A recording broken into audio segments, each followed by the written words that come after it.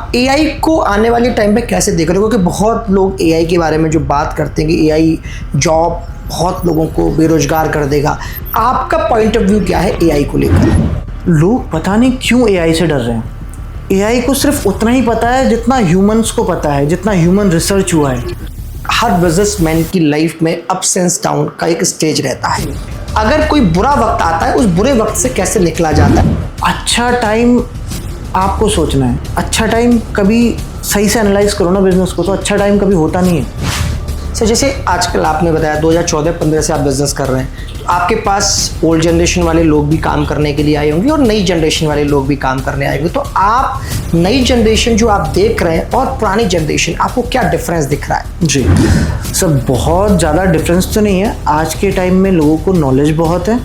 पहले के टाइम में थोड़ा लैक ऑफ नॉलेज था, बट एनर्जी बहुत थी। आज के टाइम में नॉलेज ज़्यादा है, एनर्जी कम है।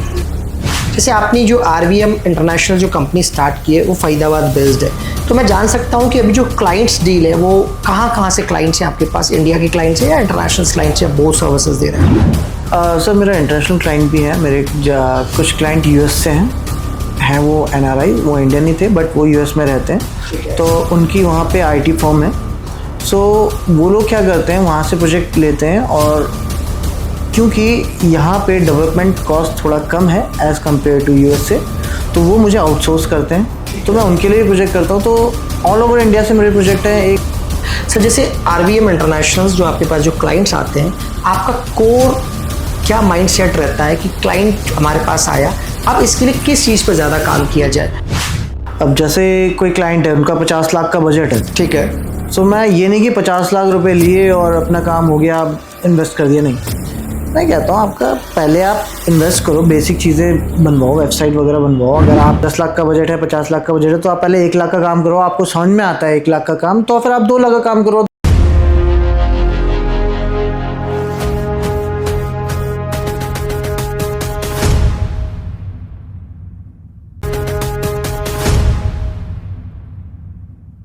हेलो दोस्तों, मैं भूपेंद्र कुमार, आपका होस्ट गो बिजनेस इंडिया स्टूडियो से। दोस्तों आज हम आपके लिए लेके आए हैं AI and IT and digital marketing के ऊपर जो हमारा पॉडकास्ट है। आज हमारे साथ मिस्टर राज्यवर्धन सर हैं जो हमें बताएंगे आईटी रेवोल्यूशंस और एआई रेवोल्यूशंस के बारे में। साथ ही वो अपने बारे में बताएंगे कि कैसे उन्होंने अपनी आईटी कंपनी खड़ी की और एक सक्सेसफुल बिजनेस ओनर कैसे बने। उनकी लाइफ में मैंने जो पढ़ा है, जो मैंने देखा है, उनकी लाइफ में बहुत उतार चढ़ाव रहे हैं।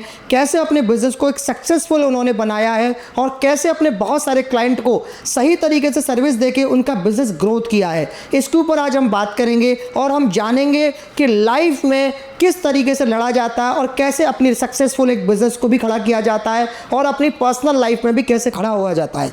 तो आइए स्वागत करते हैं राज्यवर्धन सर आपका हमारे पॉडकास्ट स्टूडियो में। सर कैसे हैं आप? बढ़िया सर, थैंक यू भूपेंद्र जी, आपने मुझे इन्वाइट किया इसके लिए। जी सर, थैंक यू। सर मैं सबसे पहले आपकी जो इंस्पायर जर्नी है उसके बारे में जानना चाहूँगा। उससे पहले सर मैं सबसे पहले आपके बारे में भी जानना चाहूँगा। हमारे दर्शकों को थोड़ा सा अपने बारे में बताइए। जी, मैंने ये कंपनी आरवीएम इंटरनेशनल करीबन 2014 से स्टार्ट किया था। RVM international, RVM international, RVM जी ठीक है। और हालांकि उस टाइम पे नाम ये नहीं था आरवीएम इंटरनेशनल, उससे पहले मैंने कई नाम चेंज किए, कई बार अलग ब्रांड भी ओपन किया।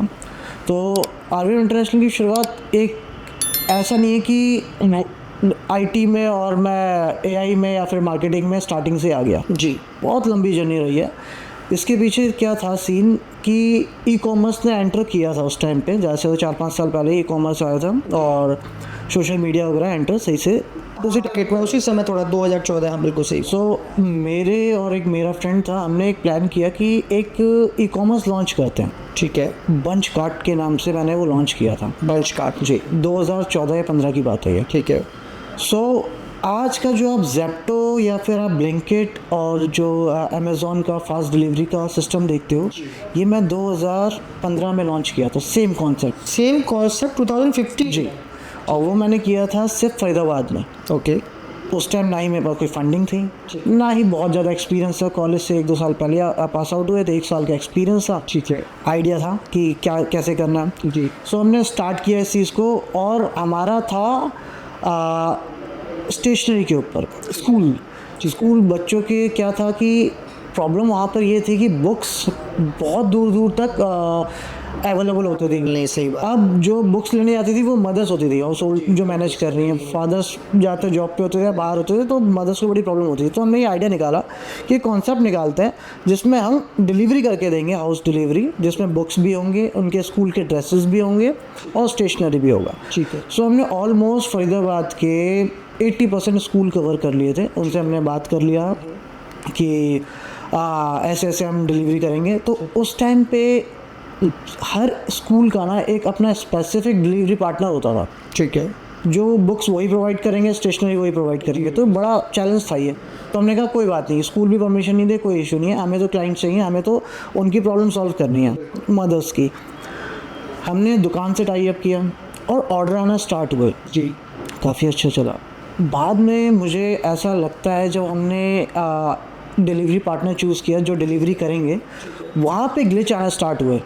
अब वो किस ऑर्गेनाइजेशन ने करवाया, या फिर स्कूल वाले ही थे या फिर स्टेशनरी वाले थे, जो हम सामान भेज रहे थे वो नहीं पहुँच रहा था उन तक। ठीक है। उन तक बेकार की चीज़ें जा रही थी। ठीक है। किसी में पत्थर चला जा रहा था, किसी में फटे हुए कपड़े चले जा रहे थे स्कूल ड्रेसेस पे। तो हमने क्या किया, अपना डिलीवरी स्टार्ट किया और हम ही ऑर्डर भी हम रात में मार्केटिंग कर रहे हैं और दिन में डिलीवरी करने जा रहे हैं। सो हमने खुद से डिलीवरी स्टार्ट की। ठीक है। ऑर्डर्स आने लगे। और उस टाइम पे डिजिटल मार्केटिंग इतना प्रिसाइज नहीं था कि स्पेसिफिक फरीदाबाद के कुछ एरिया में हम टारगेट कर सकें। उस टाइम पैन इंडिया पे ही एडवर्टाइजमेंट चलती थी। प्रिसाइज करने का तरीका कीवर्ड्स पे, हैशटैग पे चलता था। आज की डेट में हम प्रिसाइज कर सकते हैं कि हमें इस लोकेशन पे चाहिए, इस ऑर्गेनाइजेशन को टारगेट करना है, पहले नहीं होता था। तो मुंबई से ऑर्डर आना स्टार्ट हुए, कई मैंने नोटिस किया गुजरात से ऑर्डर आ रहे हैं। अब हमने उनको बोला कि हम स्पेसिफिक सिर्फ फरीदाबाद के लिए ही टारगेट कर रहे हैं, जो एनसीआर का पार्ट है, हम वहाँ डिलीवरी नहीं करेंगे। तो उन्होंने कहा कोई इशू नहीं है, आप डिलीवरी चार्जेस ले लो, हम आपसे परचेज करेंगे। तो हमने वो भी स्टार्ट किया, अच्छे ऑर्डर्स आने स्टार्ट हुए। बट अब टीम को थोड़ा सा एक्सपेंड करना था और फंडिंग की बहुत ज़्यादा रिक्वायरमेंट होती है। तब मुझे समझ में आया कि पैसा कहाँ चाहिए। बिल्कुल सिर्फ जुनून से काम नहीं चलता। सही बात है। कई बार पैसा एक ऐसा टूल बन जाता है जिसके आगे आपका जुनून लाचार हो जाता है। हमने बहुत कोशिश की कि जितना मेरे पास सेविंग था, कितनी सैलरी हुआ करती थी उस टाइम, ज़्यादा नहीं, मैंने अपना कैरियर स्टार्ट किया था 6 से 7 हज़ार की सैलरी में। ठीक है। और उस टाइम तक जो मैंने जॉब लीव की थी, तो उस टाइम पे मेरी 16-17 हज़ार रुपये सैलरी हुआ करती थी। मैक्सिमम मुझे याद है 18 तक, मैं 2014-15 की बात बता रहा हूँ मैं आपको। ठीक है। तो मेरे पास कुछ फंडिंग अवेलेबल था।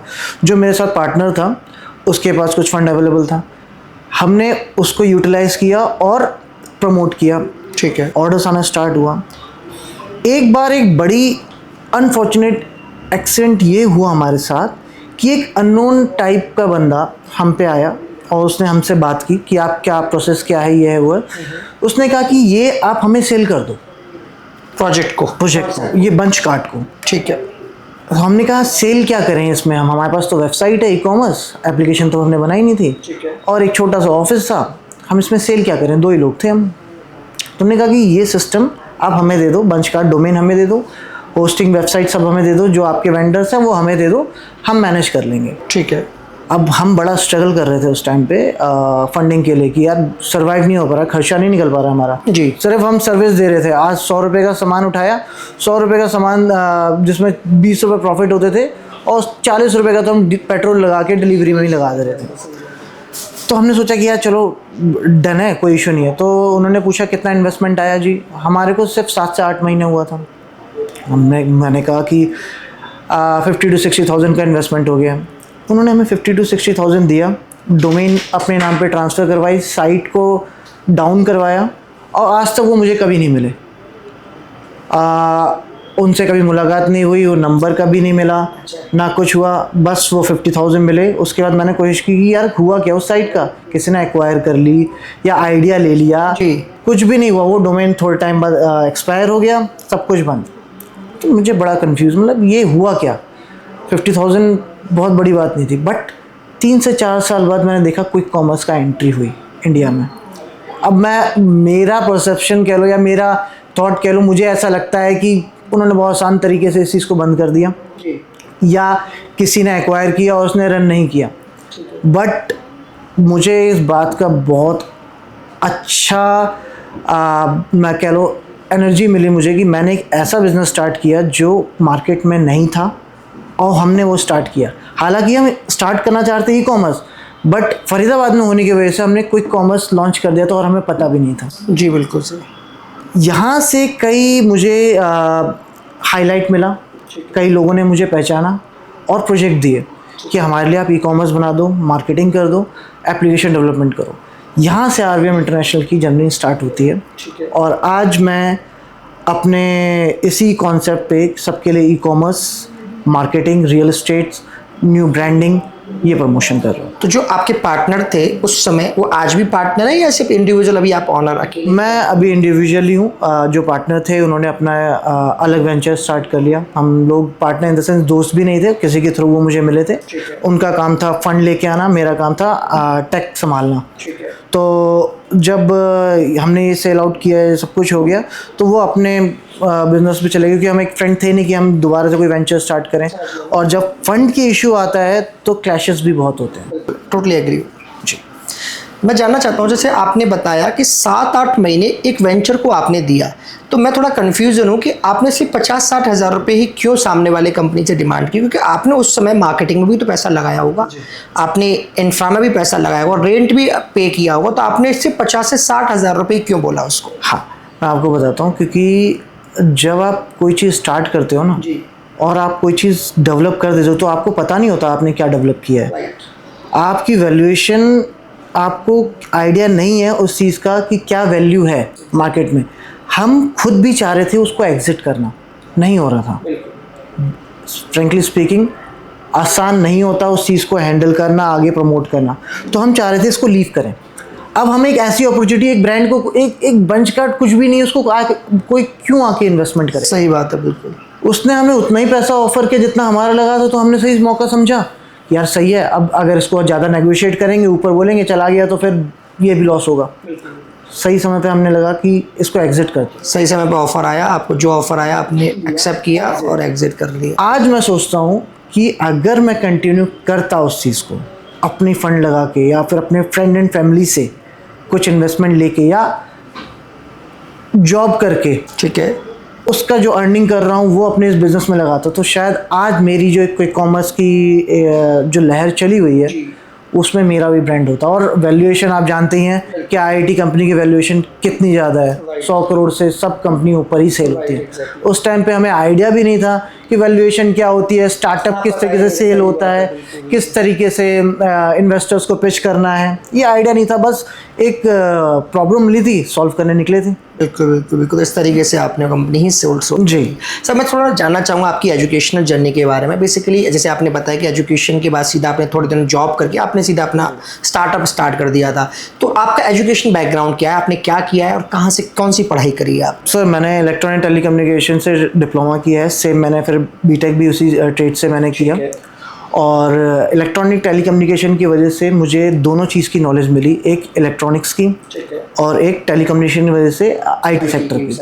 और मेरा एक बड़ा अच्छा लक ये रहा कि जो मेरे बड़े भैया हैं, एल्डर ब्रदर हैं, वो पिछले 25 सालों से IT कंपनी में वर्क कर रहे हैं। वो एक PHP डेवलपर हैं, तो उनके तरफ से भी मुझे गाइडेंस मिला कि क्या क्या करना चाहिए, कैसे कोडिंग करनी चाहिए।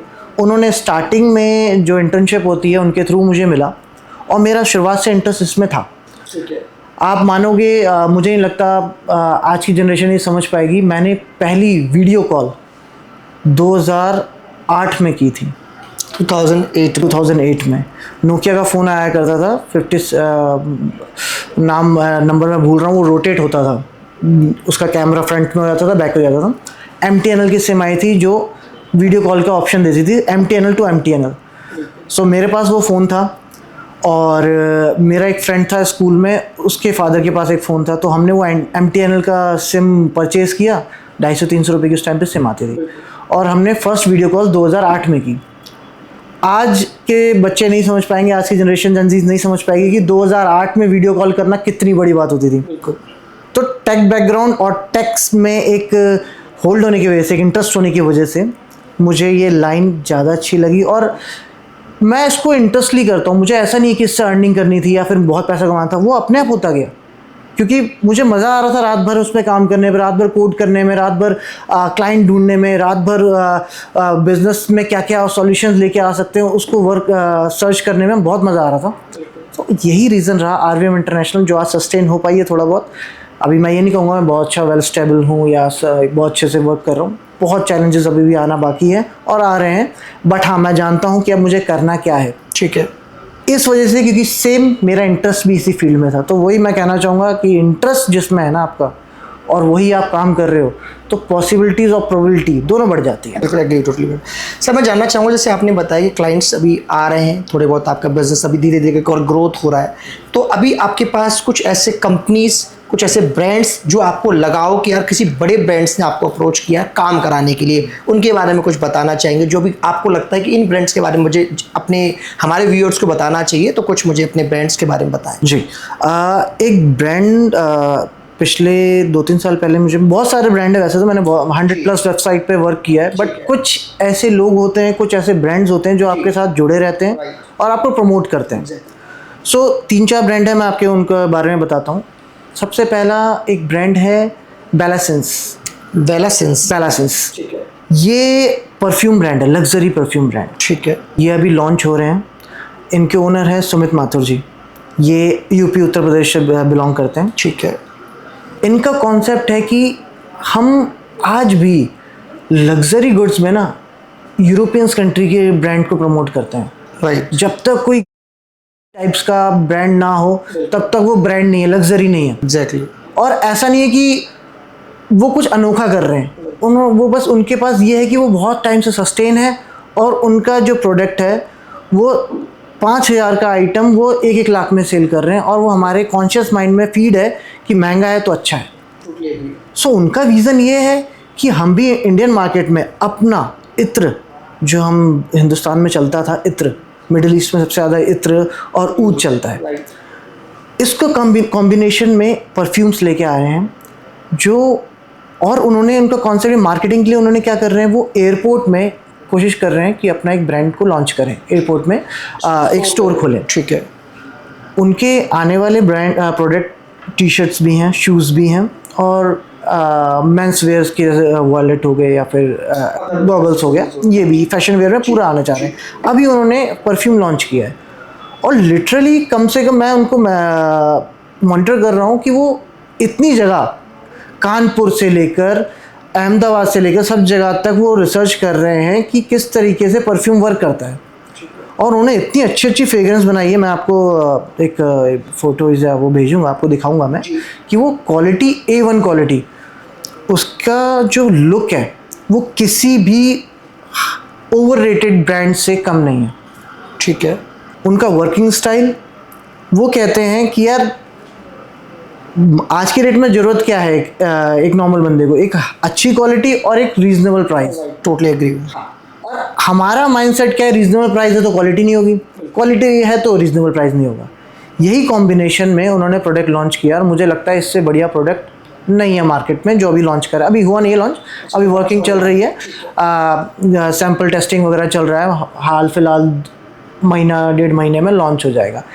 ऐसी रियल एस्टेट में एक हमारे ब्रांड है एक्सेल 9, 2 ब्रदर्स हैं, अनिल जी और सुनील जी। ये लोग रियल एस्टेट में गुड़गांव बेस्ड हैं।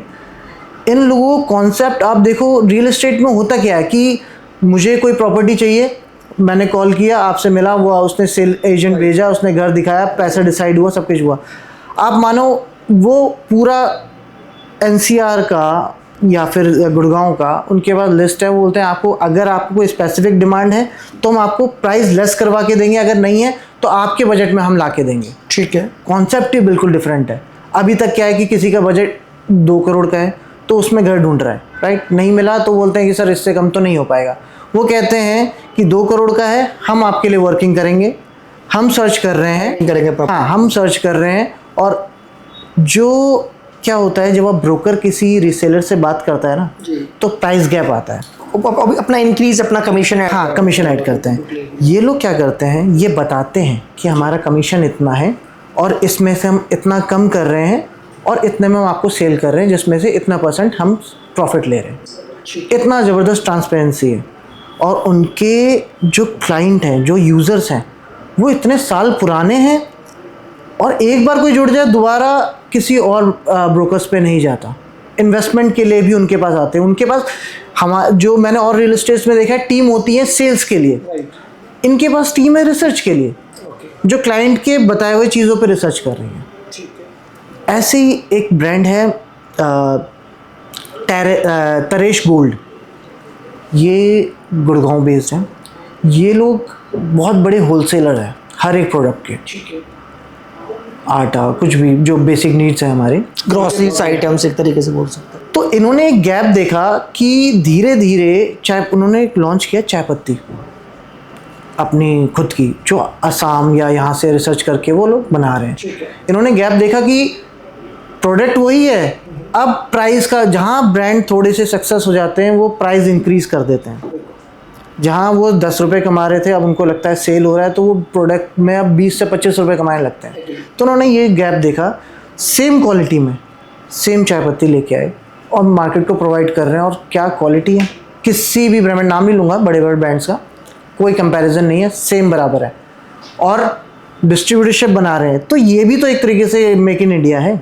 मैं सच्चाई यही है सर कि मार्केट में ब्रांड्स जितने छोटे हैं ना, जानते नहीं, उनके पास क्वालिटी मुझे लगता है बड़ी ब्रांड से भी अच्छी क्वालिटी है, बस है तो उनके पास फंडिंग नहीं है, एडवर्टाइजमेंट का पैसा नहीं है कि वो मार्केट में जाके अपनी एडवर्टाइजमेंट करा पाए, लोगों को बता पाए कि भाई हमारे पास क्वालिटी मैंने ऐसे ऐसे प्रोडक्ट यूज़ किए हैं, जानता कोई नहीं, लेकिन नो डाउट आपने जैसे परफ्यूम के बारे में बताया, आप ग्रॉसरी आइटम्स जैसे चाय पत्ती के बारे में, ऐसे ही बहुत मार्केट में लोग हैं, बस बशर्ते पैसा नहीं है उनके पास एडवर्टाइजमेंट, क्योंकि आपको पता है आज के टाइम बिना फंडिंग के आप सर्वाइव नहीं कर सकते हमारे देश के अंदर। सर थोड़ा सा मैं जानना चाहूँगा, आपकी एक हर बिजनेसमैन की लाइफ में अप्स एंड डाउन का एक स्टेज रहता है, थोड़ा सा मुझे अपनी लाइफ में कोई ऐसा किस्सा बताइए, हमारे दर्शकों को बताइए कि अगर कोई बुरा वक्त आता है उस बुरे वक्त से कैसे निकला जाता है, तो थोड़ा सा मुझे कोई स्टोरी आप बताएं। सर जैसे मैंने बताया कि मैं 2014-15 से एक एंटरप्रेन्योरशिप में हूँ, बिजनेस स्टार्टिंग में हूँ। सो ये कंटिन्यूसली प्रोसेस है। मुझे लगता है कि अच्छा टाइम आपको सोचना है।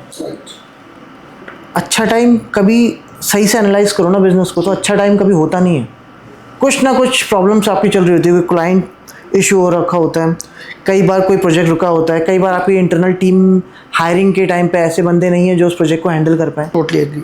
आपको ये मैनेज करना है, क्योंकि आप एक बिजनेस ओनर हैं, कि आपको ये फील करना पड़ेगा कि सब कुछ सही है, क्योंकि आप अगर सही रहोगे चीज़ें अपने आप सही होंगी। Totally agree. हर दम मैंने देखा है कि अब जाने के लिए, ऊपर जाने के लिए ना, आपको नीचे जब आप गिरे थे वहाँ से आइडिया मिलता है।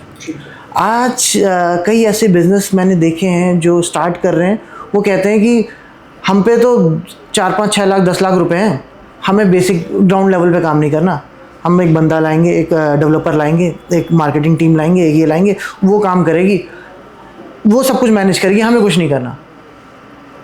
जब डाउनफॉल आता है, जब वो फंड ख़त्म होता है, तो उनको लगता है कि बिज़नेस चल ही नहीं सकता, बिज़नेस बेकार है, इंडिया में नहीं सर्वाइव कर सकता, यहाँ का इकोसिस्टम ख़राब है, यहाँ का क्लाइंट बेकार है, यहाँ का कंज्यूमर बेकार है। आपको पता ही नहीं है कि आपने ग्राउंड लेवल पे वर्क ही नहीं किया है। Totally agree. आपने टीम बैठाई, उनको फंडिंग दिया, उनको पैसे दिया, वो काम वैसे ही करेंगे as a job, ground reality पे नहीं उतरेंगे। जब हम बंच कार्ड को रन कर रहे थे, बाइक लेके निकलते थे, तो हम ये तक कैलकुलेट करते थे कि कितना पेट्रोल लग रहा है, हम ये तक कैलकुलेट कर रहे थे कि कहाँ से ऑर्डर आ रहा है, ऑफिस में क्या करना है, रात को हमारा क्या कितना मार्केटिंग रात में करनी है, दिन में कैसे ऑर्डर को मैनेज करना है, कैसे कांटेक्ट करना है। आज भी मैं वही फॉलो करता हूँ। आज भी मैं ग्राउंड पे जाता हूँ, मीटिंग होती है किसी क्लाइंट से, तो मेरे पास कुछ ऐसे लोग हैं जो मीटिंग कर सकते हैं मेरे बिहाफ पे, बट मुझे अच्छा लगता है मीटिंग करना। ठीक है। आप जब जाओगे अपने क्लाइंट के पास, वो आपको चीज़ें बताएगा, तो आपको भी एक्सपीरियंस मिल रहा है, राइट। आप उसको सॉल्यूशन दे रहे हो। मेरा जो बिज़नेस है ना, वो एप्लीकेशन का नहीं है, सॉल्यूशन का बिजनेस है। समझ गया। Totally agree. कोई बिजनेस, जैसे कि मैंने बेलासेंस का नाम लिया, जैसे कि मैंने टेरेस गोल्ड का नाम लिया, इनको पता है कि प्रोडक्ट क्वालिटी क्या होती है, बट इनको नहीं पता मार्केटिंग कैसे करनी है, इनको नहीं पता कैसे ग्राहक तक पहुंचा जाए। वहाँ पर हम आते हैं, और क्योंकि मैं ग्राउंड से पहुंचा हूँ उन तक, बाइक से पहुंचा हूँ, कई बार स्टार्टिंग में मेट्रो से, ट्रेन से। तो मुझे पता है कि मार्केटिंग करने से ही नहीं होता, क्लाइंट तक पहुंचने के लिए आपको पर्सनल पीआर भी चाहिए। एक ऐसा रिलेशन चाहिए जिसमें वो आपको ट्रस्ट करे। तो उनको मैं ये सॉल्यूशन देता हूँ कि आपको ऑटोमेशन किस तरीके से वर्क करेगा, किस तरीके से मार्केटिंग नई लीड जनरेट करेंगी, और व्हाट्सएप कैसे उसको नरिश करेगा, और आप कैसे फॉलोअप मैनेज करोगे। तो इससे सारा कंट्रोल एक ओनर के पास रहता है जी। और आपको एक कॉन्फिडेंस रहता है कि जितना पैसा लगा रहे हो वो वर्थ है। समझ गया मैं बेसिकली। सब थोड़ा सा मैं आपके पर्सनल लाइफ के बारे में जो मैंने पढ़ा है, आपके पिताजी ने हमारे देश के लिए शहीद हुए हैं, उन्होंने नॉर्थ ईस्ट के अंदर जो सेवाएं दी हैं वो मैंने जो आपके बारे में रिसर्च कर सकता था मैंने की है। थोड़ा सा मैं जानना चाहूँगा पूरी उनकी जर्नी के ऊपर क्या हुआ था बेसिकली, तो थोड़ा सा हमारे दर्शकों को अपनी पर्सनल लाइफ के बारे में बताइए। सर ये 2001 की बात है। मेरे फादर एनपीसीसी में थे, नेशनल प्रोजेक्ट कंस्ट्रक्शन कॉरपोरेशन, वो भी इंजीनियर थे मैकेनिकल से। ठीक है। और उनको प्रोजेक्ट मिला था नॉर्थ ईस्ट में एक जगह है इम्फॉल, नॉर्थ इम्फाल, हाँ मणिपुर की कैपिटल है इम्फॉल। वहाँ पर एक जगह है सिंगदा डैम, सिंगदा डैम और खुगा डैम, खुगा और सिंगदा। ठीक है। यहाँ पे पानी, एक नदी है जो बहुत अच्छी, मतलब वहाँ पर आप कह लो नॉर्थ ईस्ट में ना बारिश का और सदाबहार कह सकते हो, एवरग्रीन फॉरेस्ट है वहाँ पर, तो वाटर फ्लो बहुत अच्छा है। तो एनपीसीसी ने कंस्ट्रक्शन का लिया वहाँ पर कि फ्लड रोकने के लिए और पानी पूरे इस एरिया तक, उस जगह पर इम्फॉल तक पानी पहुँच सके, अच्छा पीने का पानी। तो उन्होंने प्रोजेक्ट लिया कि डैम बनाएंगे वहाँ पर, जिससे आपका इलेक्ट्रिसिटी भी जनरेट होगा, जिससे साफ पानी भी आएगा, और फ्लड, उस एरिया में फ्लड जब आता था उसको भी कंट्रोल किया जाएगा। ये प्रोजेक्ट मिला मेरे फादर को क्योंकि वो एक गवर्नमेंट एम्प्लॉयर थे, तो उन्होंने उनके ही पूरे विजन में ये डैम्स बने, खुगा डैम, सिंगदा डैम। मेरे फादर 91 में वहाँ पर आ गए थे, तो 91 से लेकर 2000 तक वो प्रोजेक्ट चला। वहाँ के लोगों को साफ़ पानी मिला, वहाँ के लोगों को बिजली मिली, वहाँ के लोगों को फ्लड से सोल्यूशन मिला। मेरे फादर को काफ़ी अच्छा रिकॉग्नाइज किया गया।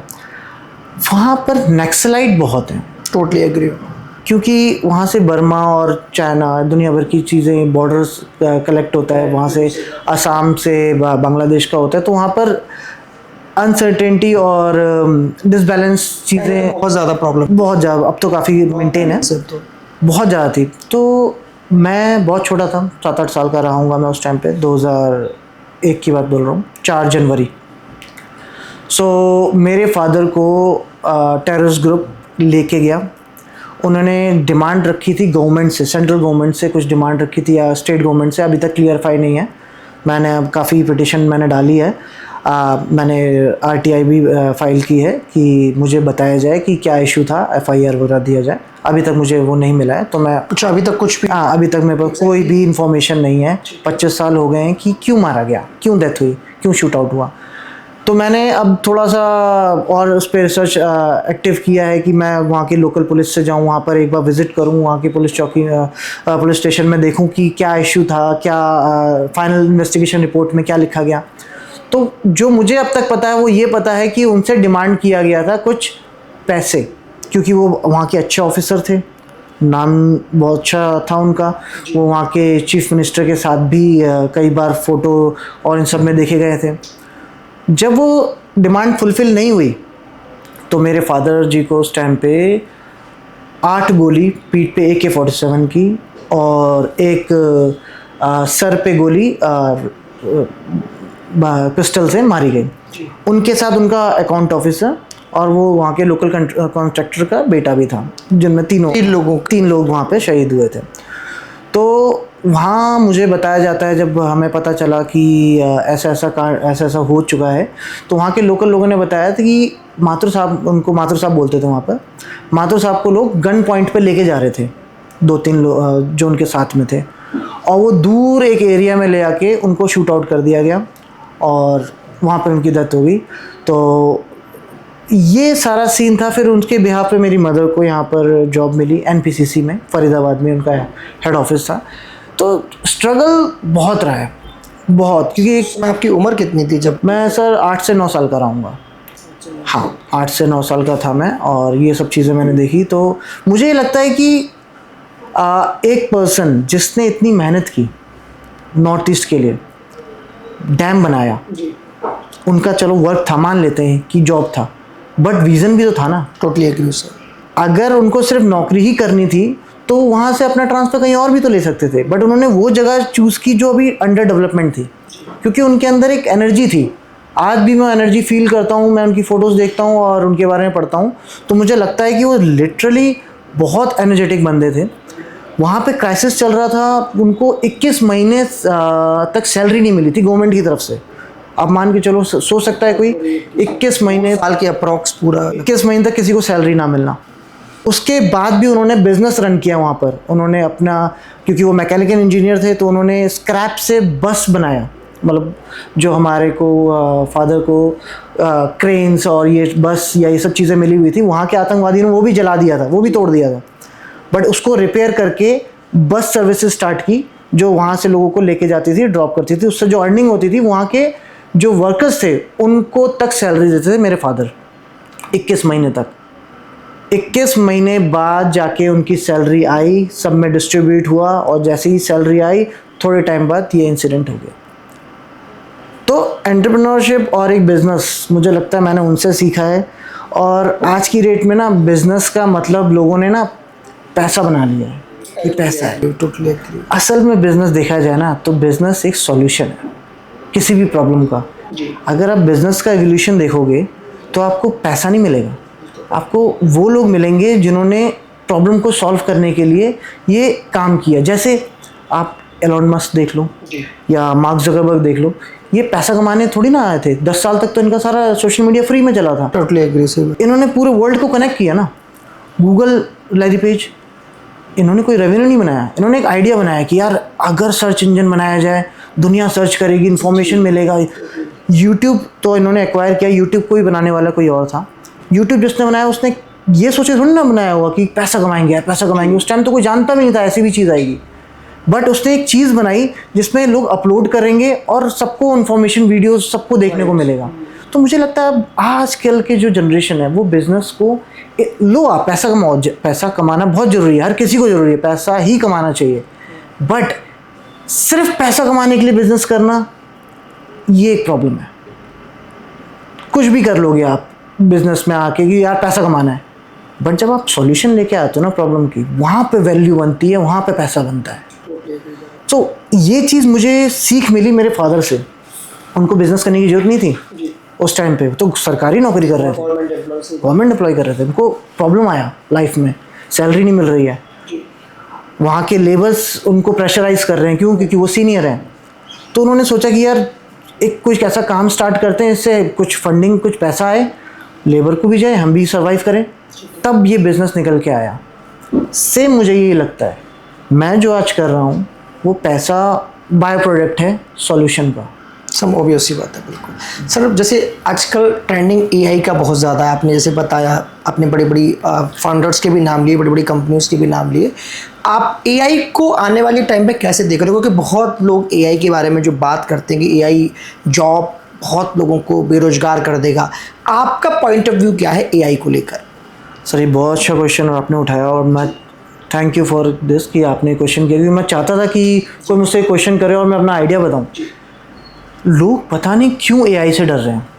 एआई को सिर्फ उतना ही पता है जितना ह्यूमंस को पता है, जितना ह्यूमन रिसर्च हुआ है, या ह्यूमंस के पास जितना डेटा है वो आपको एक जगह मिल गई है। एआई का मतलब एक सिंपल तरीके से समझें तो ये है। हमारे फील्ड में हम थोड़ा कोड भी करवा लेते हैं, डिज़ाइन भी बनवा लेते हैं, ये एक थोड़ा सा अलग चीज़ हो गया। लोग डर रहे हैं यार जॉब जा रही है। जॉब क्यों जा रही है? आप यूज़ करो ना एआई।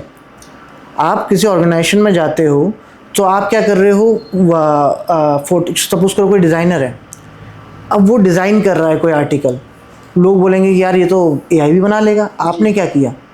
आप एआई से डिज़ाइन बनवाओ और ख़ुद भी बनाओ। एआई में बहुत ग्लिचेस हैं, बहुत 100% टोटल बहुत ग्लिचेस हैं, पर लोग वो ग्लिचेस देखना नहीं चाह रहे। उनको लग रहा है कि प्रॉब्लम सॉल्व हो गई है। बिल्कुल बिल्कुल। बट जब आप ध्यान से देखोगे ना तो एआई एक ही पैटर्न में डिज़ाइन बनाता है। डिज़ाइनर है कोई, उसको सबसे ज़्यादा फियर है कि यार हमारी तो जॉब खा गया एआई। आप उससे अच्छा डिज़ाइन बनाओ, आप एक लेआउट बनाओ, एक आइडिया बनाओ, वो आप एआई से डिज़ाइन करवाओ, उसके बाद जो वो बना के देगा उसकी जो प्रॉब्लम है वो आप खुद से सॉल्व कर दो। वो कितना ज़बरदस्त डिज़ाइन बन गया। Totally agree sir. एआई ने जॉब नहीं खाई, एआई ने आपको रिप्लेस नहीं किया, एआई ने आपको एनहेंस कर सॉल्यूशंस दे रहा है बेसिकली, देखा जाए तो कहीं ना कहीं आपके वर्क को एनहेंस कर रहा है। लोगों में डर बैठा हुआ है। किन लोगों में डर बैठा हुआ है? जिन्होंने काम ही नहीं किया है। ये वो अभी डर रहे हैं बेसिकली, नए बच्चे नए जनरेशन को डर रहे हैं कि एआई पता नहीं क्या कर देगा, अपने आप से कुछ इंप्रूवमेंट नहीं कर रहे। डेवलपर्स डर रहे हैं, यार वो तो कोडिंग भी कर रहा है। अरे यार वो कोड कर रहा है, सॉल्यूशन थोड़ी ना दे रहा है। कल को उसमें ग्लिच आया, एआई थोड़ी ना सॉल्यूशन देगा, वो तो आपका ब्रेन काम करेगा ना। आपको पता होगा कि सॉल्यूशन कैसे निकालना है, तो आप एआई का यूज़ कर पाओगे। जो लोग बचना चाह रहे हैं ना काम से, जो लोग सिर्फ ये बोलना चाह रहे हैं कि मार्केट में जॉब नहीं है, स्किल्स की वैल्यू नहीं रह गई है, वो लोग ये बात ज़्यादा फैला रहे हैं कि एआई मार्केट में आके ख़तरा हो गया है जॉब के लिए। कुछ खतरा नहीं है। ये आपका एक ऐसा असिस्टेंट है जो आज तक आप सीनियर ढूंढते थे ना, जो फ्रेशर, कि यार कोई मुझे कृष्ण मिल जाए जो ये चीज़ सिखा दे, वो बन सकता है एआई, अगर आप सही तरीके से उसको प्रॉम्प्टिंग समझ जाओ। तो एआई बहुत मस्त है, हर किसी को यूज़ करना चाहिए। हर एक सॉल्यूशन उसके पास है। क्यों? क्योंकि उसके पास वो नॉलेज है एआई के पास जो ह्यूमंस ने आज तक इन्वेंट किया है, और जो डेटा सेव है वो आपको एआई ला के देता है। रात में मुझे कुछ ऐसी चीज़ याद आती है कि यार ये क्लाइंट को इसके सॉल्यूशन कैसे दूं जी। तो मेरे दिमाग में बहुत कुछ चल रहा होता है, तो मैं सिंपल सा चैट जीपीटी पे जाता हूँ, पूछ लेता हूँ उससे, यार ये क्लाइंट है, उनका ये बिज़नेस है, तो इनकी ये प्रॉब्लम है, सॉल्यूशन में मैं क्या ऐड कर सकता हूँ, तो मुझे बता देता है ये ऐड कर सकते हो, और मुझे आइडिया लग जाता है, अरे हाँ यार ये तो मैं भूल ही गया। टोटली एग्री, तो इसको ऐड कर लेते हैं। तो एआई तो आपका फ्रेंड है यार, उसको तो आप यूज़ करो, उससे डरो मत। जी। सर जैसे आपकी इतनी इंस्पायर जर्नी रही है, आपकी पर्सनल लाइफ भी बहुत अप्स एंड डाउन वाली रही है। जैसे आपने जो आरवीएम इंटरनेशनल जो कंपनी स्टार्ट की है वो फरीदाबाद बेस्ड है, तो मैं जान सकता हूँ कि अभी जो क्लाइंट्स डील है वो कहाँ से क्लाइंट्स हैं आपके पास? इंडिया के क्लाइंट्स हैं या इंटरनेशनल क्लाइंट्स, या बहुत सर्विसेज दे रहे हैं? सर मेरा इंटरनेशनल क्लाइंट भी है। मेरे कुछ क्लाइंट यूएस से हैं वो एनआरआई, वो इंडियन ही थे बट वो यूएस में रहते हैं, तो उनकी वहाँ पे आईटी फर्म है। सो वो लोग क्या करते हैं, वहाँ से प्रोजेक्ट लेते हैं, और क्योंकि यहाँ पे डेवलपमेंट कॉस्ट थोड़ा कम है एज़ कम्पेयर टू यूएस से, तो वो मुझे आउटसोर्स करते हैं, तो मैं उनके लिए प्रोजेक्ट करता हूँ। तो ऑल ओवर इंडिया से मेरे प्रोजेक्ट हैं। एक प्रोजेक्ट मेरा बड़ा अच्छा कॉफ़ी का है, एरिस्टा कॉफ़ी, जो कि बेंगलोर से है। सो उनकी खुद की कॉफ़ी मैन्युफैक्चरिंग है, वो खुद से ही सारे कॉफ़ी सर्च करते हैं और कॉफ़ी क्रिएट करते हैं, मतलब कॉफ़ी बनाते हैं, बहुत प्रीमियम कॉफ़ी है। तो बेंगलोर से हैं, हैदराबाद से हैं, चेन्नई से हैं, ऑल ओवर इंडिया से आप देखो मेरे पास हैं क्लाइंट्स। ज़्यादा क्लाइंट मेरे पास एनसीआर से हैं, क्योंकि ऑब्वियसली मैं मीटिंग ज़्यादा कर सकता हूँ, मैं उनसे पर्सनली मिल पाता हूँ, इंटरेक्शन ज़्यादा है उनसे, तो वो इसलिए मेरे पास दिल्ली एनसीआर से ज़्यादा क्लाइंट है apart from all over India. But हाँ, ऑल ओवर इंडिया में मेरे क्लाइंट्स हैं। सर जैसे आजकल आपने बताया 2014-15 से आप बिज़नेस कर रहे हैं, तो आपके पास ओल्ड जनरेशन वाले लोग भी काम करने के लिए आए होंगे और नई जनरेशन वाले लोग भी काम करने आए होंगे, तो आप नई जनरेशन जो आप देख रहे हैं और पुरानी जनरेशन, आपको क्या डिफरेंस दिख रहा है? जी सर, बहुत ज़्यादा डिफरेंस तो नहीं है। आज के टाइम में लोगों को नॉलेज बहुत है जी। पहले के टाइम में थोड़ा लैक ऑफ नॉलेज था बट एनर्जी बहुत थी। आज के टाइम में नॉलेज ज़्यादा है, एनर्जी कम है। बेसिक डिफरेंस अगर हम समझे तो ये है। पुराने जो मिनिमल्स जैसे हम लोग थे, 90s के जो लोग हैं, इनको जो भी सीखना होता था ना, वो मेंटोर ढूंढते थे।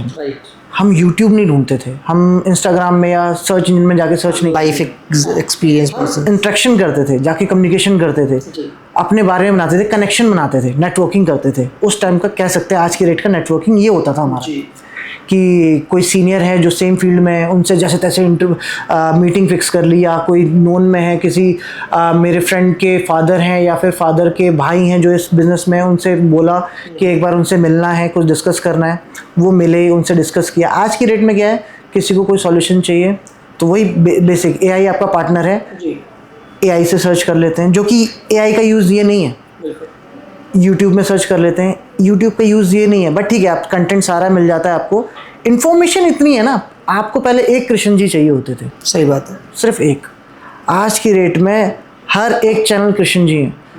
एक वीडियो तो आप देखते नहीं हो। कोई कह रहा है कि आपको डिसिप्लिन में रहना है बिजनेस करने के लिए, कोई कह रहा है आपको मोटिवेटेड रहना है। अब डिसिप्लिन रहें कि मोटिवेटेड रहें। जी जब लोगों से मिलते थे तो वो डिसिप्लिन मोटिवेटेड कुछ बोलते ही नहीं थे, वो कहते थे भैया काम करना है, पैसे कहाँ की बात करते थे, मेहनत करो काम करो, मेहनत करो काम करो। वो तरीका बताते थे कि भाई तुम्हें प्रोजेक्ट चाहिए ना तो तुम एक काम करो, कंपनीज में जाओ, उनको कॉल करो, उनसे मिलो, उनको फ़ोन करो, उनके पीए को फ़ोन करो। आज की रेट में मोटिवेशन ज़्यादा है, आपको एनर्जी चाहिए, आपको मोटिवेशन चाहिए। अगर आप नहीं निकले बाहर तो आपका कुछ नहीं होगा, कोई समाज नहीं पूछेगा। अरे भाई ये तो मुझे ही पता है सॉल्यूशन क्या है। वेबसाइट का एप्लीकेशन डेवलपमेंट के लिए मुझे प्रोजेक्ट चाहिए, वो कहाँ से मिलेगा ये तो बताओ। इंटरनेट पे क्या आ रहा है कि बाहर निकलो, लोगों को फ़ोन करो, ये करो वो करो, अपने आप को एनर्जी रखो, अपने आप को वेल मेंटेन रखो। अरे ठीक है भाई ये भी कर लिया, अब प्रोजेक्ट कहाँ से आएगा? सॉल्यूशन की बात ही नहीं हो रही। सॉल्यूशन की बात ही नहीं हो रही। लोग खुद ढूंढ रहे हैं, लोग यूट्यूब देख रहे हैं, ये देख रहे हैं, उसमें पूरा टाइम वेस्ट जा रहा है, उनको थकान हो रही है। ये एक प्रॉब्लम है इस जनरेशन की। पहले के टाइम में ना हमारे पास ऑप्शंस नहीं थे जी। एक किसी बंदे ने बता दिया, किसी पर्सन ने बता दिया तो वो करना है हमें, उससे सॉल्यूशन मिल गया तो ठीक, नहीं मिला तो फिर दूसरा सॉल्यूशन ढूंढते थे। उस प्रोसेस में महीना 2 महीने लग जाता था। आज की डेट में लोग फॉलो करते हैं एक दिन, किसी ने ये बता दिया तो एक दिन ये करेंगे, किसी ने ये बता दिया तो एक दिन ये करेंगे। साल का वो अपना टू डू लिस्ट बना रहे हैं कि आज हमें इस साल में ये करना है, इस साल में वो करना है। अरे भाई क्लाइंट ही नहीं है तो टू डू लिस्ट क्या करेगा? सही बात है, बिल्कुल। आपको बाहर निकलना पड़ेगा, आपको आइडियाज़ लगाने पड़ेंगे। ये सब तो टूल्स हैं जी आपके लिए। एआई टूल्स हैं कि कैसे चीज़ों को किया जाएगा। यूट्यूब इन्फॉर्मेशन गेट कर सकते हो, बट आपको नेटवर्किंग यूट्यूब नहीं करवा के देगा। टोटली एग्री हूं सर। यहाँ एक प्रॉब्लम है, पहले के टाइम में मिल जाते थे लोग, आज की डेट में नहीं मिलता। जैसे 90s वाले हम लोग हैं, आप लोग हैं, हम लोगों ने तो इस मॉडर्न टेक्नोलॉजी को देखा है। हमने तो वो ज़माना भी देखा है कि मोबाइल की वैल्यूएशन, नोकिया के छोटे छोटे फ़ोन चलते थे, 16 रिचार्ज करवाते थे, स्क्रैच कर चलते थे, उनकी भी वैल्यूएशन होती थी। तो हम तो समझते हैं, क्योंकि आजकल की जनरेशन तो पैदा हो रही है तो मोबाइल तुरंत, बच्चा थोड़ा बड़ा होता है मोबाइल ही के साथ खेल रहा होता है। तो क्या आपको नहीं लगता कि जो जितना ज़्यादा टेक्नोलॉजी मॉडर्न हुई है सोसाइटी में, उतना ज़्यादा जो गैप मेंटेन होता चला जा रहा है? एक बच्चा अपने पेरेंट के साथ भी कम्युनिकेशन नहीं कर रहा। पहले ऐसा नहीं होता था, पहले कम्युनिकेशन वर्बली बहुत ज़्यादा थी, एक दूसरे के साथ, कुछ चाहे फिजिकल गेम हो, चाहे हर तरह के लोग इन्वॉल्व रहते थे। तो आपको नहीं लगता कि टेक्नोलॉजी कहीं ना कहीं आपस में जो एक समाज के अंदर गैप बहुत ज़्यादा बनने के लिए एक योगदान दे रही है? बिल्कुल सर है ये, बट इसको पॉजिटिव वे में भी ले सकते हैं जी। अगर सब लोग मेहनत और मोटिवेटेड और डिसिप्लिन में आ जाएं तो क्या सब सक्सेस हो जाएंगे? टोटली एग्री, सही बात, नहीं हो पाएगा। क्या सबको बिजनेस मिल पाएगा? नहीं। ये सिर्फ उन्हीं लोगों के लिए जो पहले भी था जी। शुरुआत जब से ह्यूमंस एवोल्यूशन हुआ है तब से चला आ रहा है कि जो सोचेगा ना अपने लिए, जिसको करना है, चाहे कितने भी डिस्ट्रैक्शंस हों वो करेगा। डिस्ट्रैक्शन पहले भी थी, आज भी हैं, बट ये समझना पड़ेगा उन यूथ को, उस जनरेशन को कि अच्छा है ना, रील चल रही है जी। आपका पड़ोसी वही नंबर लेके आया, 12th में उतना ही पास किया नंबर से, या कॉलेज में उतना ही नंबर लेके आया जितना आप लेके आए हो, बट वो दिन रात रील देख रहा है। बट आप क्या कर रहे हो? मोटिवेटेड रील्स निकाल के, या फिर काम के रील्स निकाल के, या एआई को यूज़ ला के सॉल्यूशन निकाल रहे हो, एक ब्रांड बना रहे हो, या आप बिजनेस बना रहे हो अपना। वो तो रील देख रहा है, स्क्रॉल कर रहा है। तो यहाँ पे भी तो फ़ायदा है उन लोगों के लिए जिनको करना है। ये दुनिया उन्हीं लोगों के लिए बनी है जिनको करना है, बाकी तो सब भेड़ है। टोटली एग्री हो। बाकी तो सब यूज़ करने वाले हैं। कुछ ही उनमें 100 लोगों में से एक ही बंदा होगा जो उन 100 लोगों को बेचेगा। 100 लोग मिलके एक को नहीं बेच पाएंगे। टोटली एग्री, बिल्कुल सही बात। तो डिस्ट्रैक्शन आएंगे, आते रहेंगे, नई टेक्नोलॉजी सब कुछ आएगी, बट आपको क्या करना है, कैसे करना है, सिर्फ ये बेसिक चीज़ें आपको करनी ही पड़ेगी। रात भर आपको बेचैन होना ही पड़ेगा, कैसे करना है और करना क्या है। कॉलेज नहीं सिखा रहे आपको कि क्या करना है, वो तो एक डिग्री दे रहे हैं। क्या करना है वो आपको वहाँ से ढूंढ के लेके आना है।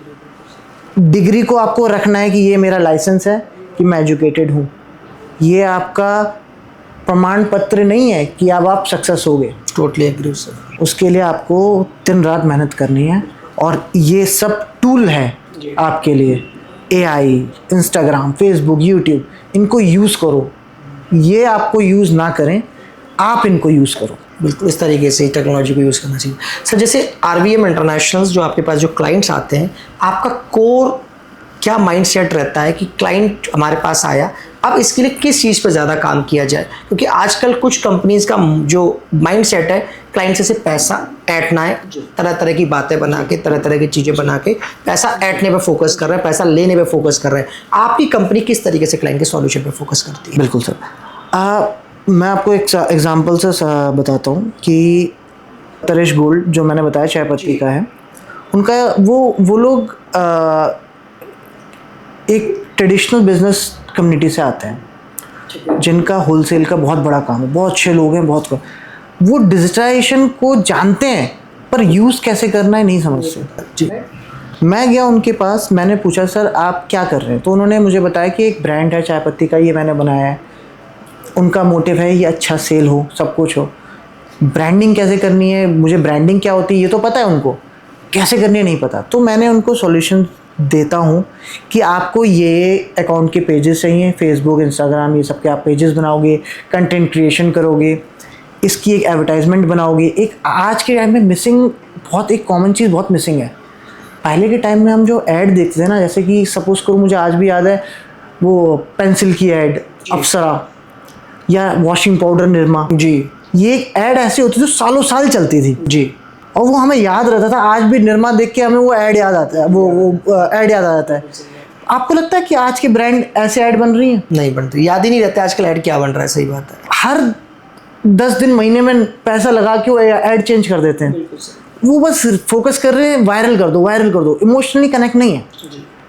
तो मेरा शुरुआत से एक चीज़ रहा है कि जब भी मैं एडवर्टाइजमेंट में ऑफ़र देता हूँ, मैं ये कहता हूँ हम एक ऐसा ऐड बनाएंगे जो कॉमन होगा, जो सालों साल चलेगा। जी, बाकी सिर्फ और सिर्फ बनाएंगे कि 10 दिन बाद चेंज कर दिया, वायरल कर दिया, ये कर दिया। एक ऐड कॉमन होना चाहिए जो हमें कनेक्ट करता है 90s से 80s से, ताकि आपके साइकोलॉजिकल माइंड में वो चीज़ छाप बन जाए। और जो आज बड़े हो रहे हैं, कल को उस ब्रांड को देखें, अरे यार हमने बचपन में ऐड देखी थी, ये मिसिंग है फैक्टर। तो मैं उनको ये चीज़ बताता हूँ और मैं उनके लिए यही करता हूँ। जो मेरी टीम है वीडियो वगैरह जनरेट करती है, मैंने कोशिश किया हुआ है कि मैं इन हाउस टीम कम से कम रखूं, आउटसोर्स ज़्यादा करूं। मेरे साथ जो फ्रीलांसर्स जुड़े हुए हैं उनको मैं ज़्यादा प्रमोट करता हूं, क्योंकि वो एंथुसियास्टिक लोग हैं जो सही में काम करना चाहते हैं। जी, कुछ मैंने जॉब के टाइम पे मैंने कुछ ऐसे लोग हायर किए थे, तो उनका एक प्रॉब्लम ये था कि वो सिर्फ काम करना चाहते थे। सिर्फ काम मतलब सुबह आए शाम को चले गए, उसमें जितना काम करवा लिया, अदरवाइज़ उनकी कोई हेडेक नहीं है। तो ये थोड़ा सा कल्चर मुझे लगा, तो मैंने ज़्यादातर आउटसोर्स करता हूँ। तो मैं उनको ये सॉल्यूशन देता हूँ। आप उसी बैक पॉइंट पे आते हैं कि कैसे मैं सॉल्यूशन देता हूँ। उनको मैं यही सॉल्यूशन देता हूँ कि आपको ब्रांडिंग पे फोकस करना है, और ब्रांडिंग में हम आपकी हेल्प करेंगे। अब जैसे कोई क्लाइंट है, उनका 50 लाख का बजट है, ठीक है, सो मैं ये नहीं कि 50 लाख रुपए लिए और अपना काम हो गया, आप इन्वेस्ट कर दिया, नहीं। मैं कहता हूँ आपका पहले आप इन्वेस्ट करो, बेसिक चीज़ें बनवाओ, वेबसाइट वगैरह बनवाओ। अगर आपका 1 लाख का बजट है तो 10 लाख का बजट है, 50 लाख का बजट है, तो आप पहले 1 लाख का काम करो। आपको समझ में आता है 1 लाख का काम, तो फिर आप 2 लाख का काम करो। 2 लाख का काम समझ में आता है, 3 लाख का काम करो।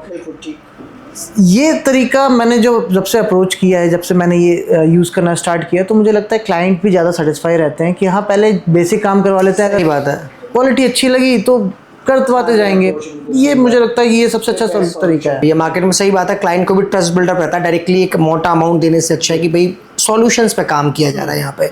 सर, जैसे आप जो आजकल की जो यंग जनरेशन है, उनके लिए कोई मैसेज मैं चाहता हूँ कि जैसे कोई नए जनरेशन जो स्टार्टअप खोलते हैं या बिजनेस खोलते हैं, वो बहुत जल्दी सक्सेस की तरफ भागते हैं कि भाई जल्दी से सक्सेस हो जाए, उनके लिए कोई मैसेज दीजिए ताकि उनको पता चले कि राइट बिजनेस को सक्सेस होने में कितना टाइम लगता है। बिल्कुल सर, देखो ये तो सबसे कॉमन चीज़ है कि जल्दी सक्सेस हो जाए, तो हर कोई चाहता है। मैं भी जब स्टार्ट किया था, या आज भी जो भी स्टार्ट करेंगे, या जिन्होंने पहले बहुत साल पहले भी स्टार्ट किया हो, सब ये चाहता है जल्दी सक्सेस हो। ये कोई बुरी फीलिंग नहीं है, ये अच्छी फीलिंग है। उस वजह से आप एनर्जेटिक भी रहते हैं और काम भी करते हैं, क्योंकि आपको सक्सेस होना है। बट आपको पता होना चाहिए सक्सेस का आपका पैरामीटर क्या है। सक्सेस का मतलब क्या है? आपको पैसा कमाना है, या आप वो जो काम कर रहे हैं उसमें अच्छा लग रहा है और आप सर्वाइव कर रहे हैं? तो ये आपको क्लियर होना बहुत ज़रूरी है। पैसा मुझे लगता है बायो प्रोडक्ट है आपके एनर्जी का, आपके वर्क का, आपके पैशन का। ये तीनों चीज़ें जब आपके में होंगी तो होता है ना एक वेस्ट मटेरियल, वो पैसा है। पैसे के पीछे वो एक पिक्चर थी 3 इडियट, जी राइट पैसे की वो हाँ वो असल में वो पहले समझ में नहीं आता था, बट आप प्रैक्टिकल वे में आप जाओ ना, सही में अब 13-14 साल का एक्सपीरियंस हो गया है, अब आप पैसे के पीछे नहीं हो। क्लाइंट के पास जाके ये नहीं है सर पैसे दे दो पैसे दे दो, आप उनको बोलते हो कि यार ये मेरा तरीका है काम करने का, ये मेरा ये है, मैं इस तरीके से काम करूँगा, अगर आप इतना पैसा लगाओगे तो ये आपको काम मिलेगा। वो अपने आप पैसा देते हैं। Totally agree. यार इस बंदे का या इस कंपनी का विज़न क्लियर है कि क्या कर सकते हैं, क्या करना चाहते हैं और किस तरीके से ब्रांडिंग या किस तरीके से सर्विस देंगे। जब आप ये चीज़ क्लियर कर देते हो ना, तो क्लाइंट भी कन्वर्ट होगा, पैसे भी बनेंगे, वैल्यू भी बनेगा, एनर्जी भी बनी रहेगी और एक लंबे समय तक सस्टेन कर सकते हो आप। और सक्सेस का पैरामीटर मेरे हिसाब से ये होना चाहिए कि कितना लंबा खेल रहे हो। बिल्कुल सही बात है आपकी। दोस्तों आज हमने जो पॉडकास्ट में बात की, बहुत अच्छी तरीके से हमारे सर ने हर सवाल का हमारा आंसर दिया। हमने जाना कि कैसे एक बिज़नेस को सस्टेन करने के लिए क्या क्या करना चाहिए। हमारा पॉडकास्ट आपको कैसा लगा कमेंट के माध्यम से हमें ज़रूर बताएं और हमारे go business India podcast studio channel को आप सब्सक्राइब करें। थैंक यू, नमस्कार सर।